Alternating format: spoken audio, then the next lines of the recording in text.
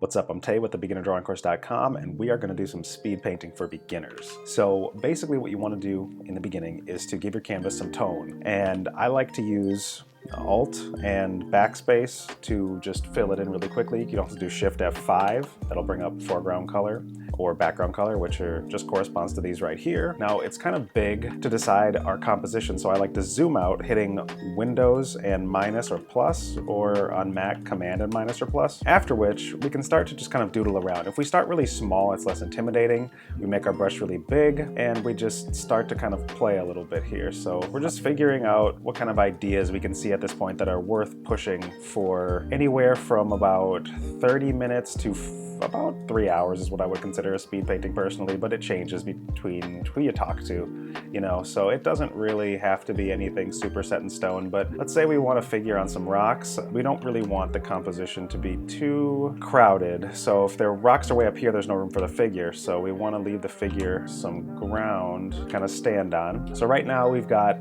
some middle ground here. This is the background, which we can start to give sort of a sky gradient. Could be still kind of a misty day. It just makes it a little easier to visualize where we're going with this. So I'm just using the eyedropper tool by holding Alt to pick the color I want and the corresponding value or tone in terms of brightness or darkness. I explain all of this in my beginner drawing course as well as my beginner painting course, which can be found in the Art Maxian pack on the website. So we'll put our figure somewhere maybe like right here and build that up a little bit. And we have our sky layer, so we'll just name this sky, and we'll name this the MG for middle ground. Sky is also the background, but we can also have something in the background. For example, we could make a layer above the sky layer, and we can start to have some other shapes popping up if we want. Just some things to help focus the eye. We're starting to make it look kind of like a cave with these shapes because we have different rock formations in the background. These could just be giant rock formations, so we're not really set on where our actual environment is at this point. We're just making nice big shapes with a big broad brush, and we're changing the tone of those shapes to either make them come forward or fall back. If it's closer to the value of the background, they're going to start falling back into the background. This could be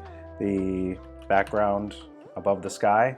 The sky is the ultimate background. And then we have, you know, sort of our, what I like to call the focal point, because every piece needs a point for you to focus. So in that case, we could do a figure. And again, I know we're working super small here, like the size of a postage stamp, but trust me, this is really important for establishing the overall composition, which you can also use the navigator up here in Photoshop to see. We can tell that this is the focus of the piece, and, you know, we can switch color to something, or at least switch value to something like that. So we know that that is what we're going to be focusing on. It's sort of just a adventurer figure. And if we want even more depth to our image, we're going to need a foreground, which typically is the darkest in terms of the value structure. And these shapes we would use to, again, help lead the eye up to our character. And we're just trying to test out a bunch of different shapes to see which ones we like, which can kind of point or lead to the character in some capacity, and what those shapes might be. Are they rock formations? Are they fallen trees? Is this like a petrified forest? How can we just get the viewer to look at our character and also make it seem like there's a lot more depth to the image? And depth is added by contrast of values. So if I hit grayscale here, you can see that we're focusing on the brightest thing in the canvas, and all these shapes just help to give that more of a contrast. You know, this dark shape here almost looks like a figure as well, so maybe I'll turn that into a figure. Maybe there's a bunch of figures in the foreground that are going to be going after our figure right here, and they could be kind of spooky, kind of weird. You know, maybe they're enemies in a video game level or something. So this could be like a lone swordsman or something, you know, have the sword going diagonal, or maybe he's a bow person. So we're just coming up with ideas at this point. We're just trying to tell a little bit of a story. Here we have some creepy looking pauldrons, you know, I could see it being sort of a dark night. So again, we're still configuring our composition, and we want to be mindful always of our negative space and our positive space. You know, this is positive space, and this stuff right here is negative space, and we're about to kind of touch right here in this negative space, which creates a tension we may not necessarily want compositionally. So we'll throw that away, and you can see I've carved that into more of a pillar. We can have one more pillar up next to him, so we know we have repeating compositional elements, which is something you also really want. And we're just trying to lead the eye toward our focal point, which is our archer. He could be like a skeletal overlord, you know, very thin on the bottom. That's kind of cool, but what if we just got rid of him? How do we feel? Maybe we could have a bunch of smaller figures crawling up to get him. I think that that's actually more where we're going with this. And again, you want to spend good time just coming up with the idea, the initial idea, so that when you start to render and polish stuff out, it becomes much more of a solid basis to work from. Be sure to let me know in the comments what kind of speed paints you would like to see, what sort of elements or ideas or fundamentals you want. Of course, you can always check out thebeginnerdrawingcourse.com for more and for free lessons. Maybe there's a really big pillar in the back here, which I could put behind the middle ground, which could really help us to focus in on this guy here. So I like that. I think that that's gonna work. And we have all this blank space over here that's really not worth looking at. So I almost wonder if we can plan for some other elements that make us feel more danger, maybe some rotted trees or, you know, stuff like that. So that's gonna keep us in the composition. And all of these skills that you've seen me use up until this point, you know, being able to block in silhouettes, being able to establish a composition, thinking between positive and negative space, understanding, you know, diagonals, straights, horizontals, verticals, curved lines, which there's not that many in this, so not too many curved lines except for the trees. This is all really important stuff to study in isolate so that you can bring it all together in final pieces. What I'd like to do at this point is to just look at it for a little bit and kind of check some things, you know, grayscale it, check the values. These guys are maybe a little dark, maybe not dark enough. And this is kind of the speed painting process for me. I started all of this in tone instead of line. I skipped the drawing stage, quote unquote, but now we're gonna have to go in and draw over these guys. So let's cut to some of the drawing phase, and then we'll get into more of the paint over phase after that. All right, so once I've established my sketch, you can see that I start to go for some reference. We have some art here by Arash Radkia and Craig Mullins, just some of my favorite artists in terms of a painterly style. We got a photo by Bart Smith, some reference in terms of the enemies and the actual archer, and a checklist. The checklist helped me stay focused while I'm working on this piece so I don't get lost in the sauce. We only have so much time in a speed paint, so we want to make the most of it. So we have the value structure, which is the black and white structure of the piece. So if I were to follow any of the value structures here, it would be this one. And we have the color palette, which if I turn off the grayscale, you can see I'm kind of going for something between these two. And that'll make sense because I'm gonna want a lot of this strong, bright, vibrant red, not only for the YouTube thumbnail, but just for interest, because this is a very naturalistic palette and it's kind of boring in a way, so I want to kind of mix these two. And then you have the focal point, which is going to be this triangle of action right here, and the light source / shadows, which I'm going to be copying this and just some of these different elements here to kind of help inform the lighting. So let's start with the drawing next. What I'm going to do is I'm going to just put all of these things in their own folder and create a white fill on top, lower the opacity on that fill so that I can start to imagine a drawing on top and actually draw on top. And then we'll go in and we'll start actually doing that. So we need to decide on the design of some of these focal point elements,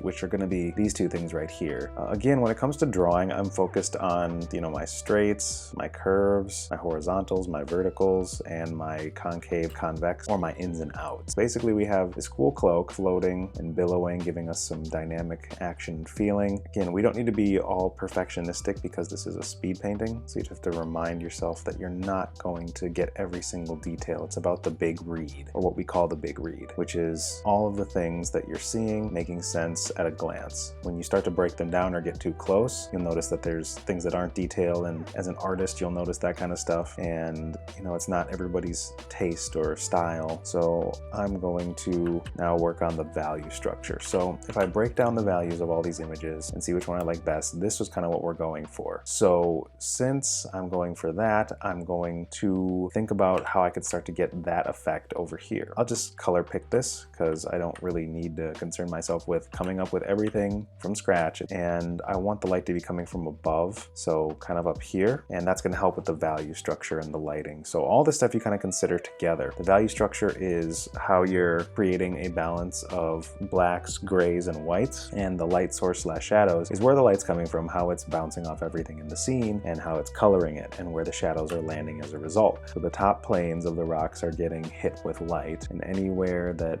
something is coming from above, these are going to be illuminated. But conversely, I need this very dark sort of black to kind of push the other parts back. And I'll have to get some of the darker parts here too, just to kind of give me some contrast, because these parts are not being hit by light. Make a layer above stuff, and then we'll start to paint in some of that white, because we want this pillar to come forward quite a bit, maybe even some light from back here too. Again, if this is confusing, it's okay. Just kind of relax and watch through this, bear with me. Continue to kind of open and expand your mind to understanding image making and picture making. So we have this big middle pillar. There was a lot of transparency, so it's getting more opaque and pushing our figure forward, which adds a nice bit of contrast, but probably just a little too much. So I'm gonna merge this down. I'm not gonna lower the opacity, but I'm going to start to bring it up to a different value. Kind of give some detail to the side of it, and that works pretty well. It almost looks like a, you know, some kind of tree right now, but we can do some runes or something on it. So let's work on some of the foreground elements here. Just kind of help add some more form and dimension to them, so I can get the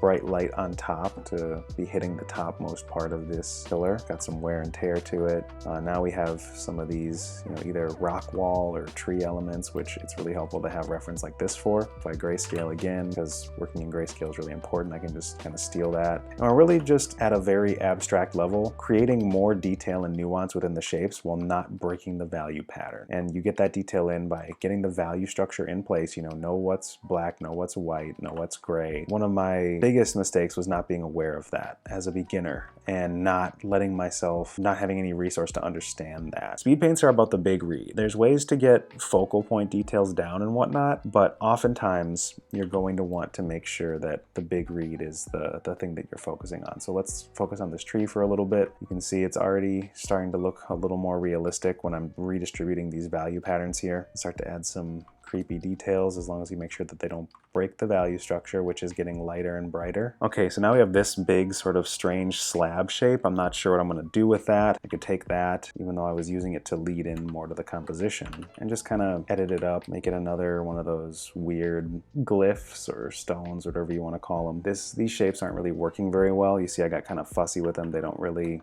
look that good. Sometimes it's best just to simplify them down. And you see that it was, you know, not a perfect compositional design from the start, but if you're willing to just move some things around, you can get a whole lot of mileage. This is like the perfect example of a value structure thing. So this is set against white or light gray, and this is set against, you know, dark gray and mid gray. And when I paint up here, it actually looks like, oh, I'm painting the light coming down and in and hitting this, and it's the top plane. And if I paint that same value over here, it's darker. If it's surrounded by white, it's too dark. If it's surrounded by the dark, it's white enough. The focal point really hasn't been touched too much, so we're probably gonna start there because that's the most important aspect. So I'm gonna just go ahead and change to something that'd be a good base color, like sort of a yellow or an orange perhaps. I'm just going to start to look at this here and zoom in a little closer to my reference. And we have sort of a greenish hue there, so I'll just go ahead and copy that. When you're adding those nice dark, deep pockets of shadow, that's what's really gonna sell a lot of the realism of the image, a lot of the stuff that's receding back. Black and white's just easier to see where shadows and such are landing. I'll just go ahead and sketch some of the folds in there, and maybe I will darken the glove. We want each of these pieces to stand out on their own, but I know I'm gonna need to change the shape of this bow. Really, you have as much time as you want. It could evolve into slightly more than a speed paint, slightly less. It just all depends. I feel like in the video, it's just gonna keep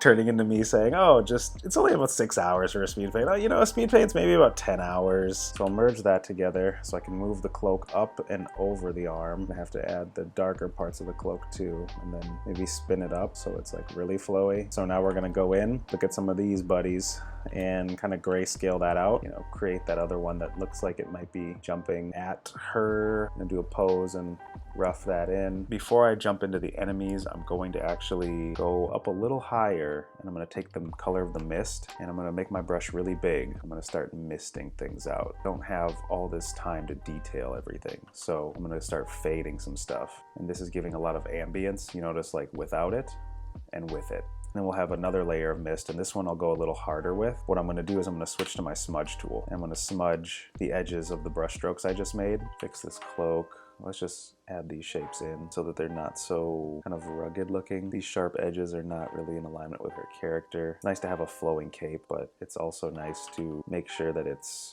shape design is working properly. So I don't need to have every single thing defined, like the hands. There's not really enough detail here to do the hands, but what I can do is give the illusion that I did. This is so much of, like I said, speed painting is this. Light shapes on top to help define the silhouette. Even if you can't perfectly tell the pose or see the hands or the eyes, you can tell it's an archer. He's shooting at an enemy, and there's mist, and there's guys crawling up, and there's like tombstones and trees and stuff. So this is the final piece, but I went in and added a gradient map with soft light at 43%. I adjusted the vibrance by pushing it a lot harder just to make a more interesting color palette, and I just kind of offset those colors a little bit using selective color. Essentially, this has been a tutorial on what to consider when making a speed painting, taking a beginner all the way through the speed painting process. In this case, we have multiple figures and some dynamic action, and I would probably, even just looking at this now, it's hard to actually put it down, but I would, just kind of take and soften some of these heavier, darker areas that are maybe not quite so important in terms of their value structure. But at any rate, I'm going to leave this alone before I can just drive myself crazy with stuff like this. But I hope this has been really helpful. Again, if you want to learn some of the skills that help you to create something like this, they're all in the Art Maxion pack on the beginnerdrawingcourse.com with the beginner painting course in there. The beginner drawing course will help you get your basics down to get you to this level. This has been really, really fun, and you can let me know in the comments what you want to learn how to speed paint below, and I will be happy to oblige in future videos. Take care and happy creating.